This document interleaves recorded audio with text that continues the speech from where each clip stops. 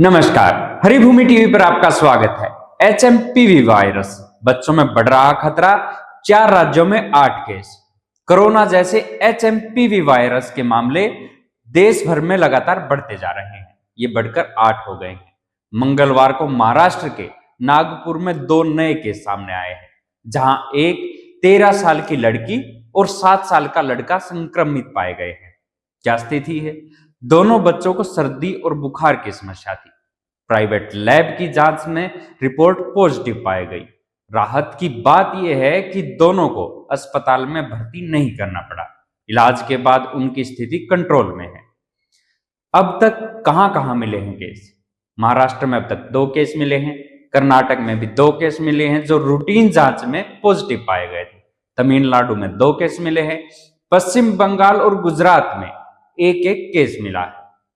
आइए जानते हैं स्वास्थ्य मंत्री ने इस पर क्या कहा है। स्वास्थ्य मंत्री जेपी नड्डा ने स्थिति को लेकर जनता को आश्वस्त करते हुए कहा, एचएमपीवी वायरस कोई नया वायरस नहीं है। इसकी पहचान पहली बार 2001 में हुई थी।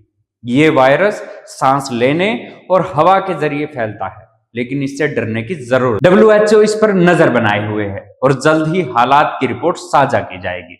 गुजरात और कर्नाटक में कैसे मिले केस? गुजरात का पहले जान लेते हैं।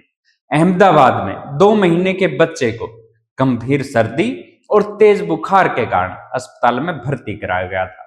5 दिन तक वेंटिलेटर पर रहने के बाद उसकी रिपोर्ट में एचएमपीवी वायरस की पुष्टि हुई। कर्नाटक रूटीन चेकअप के दौरान दोनों बच्चों की रिपोर्ट पॉजिटिव पाई गई थी।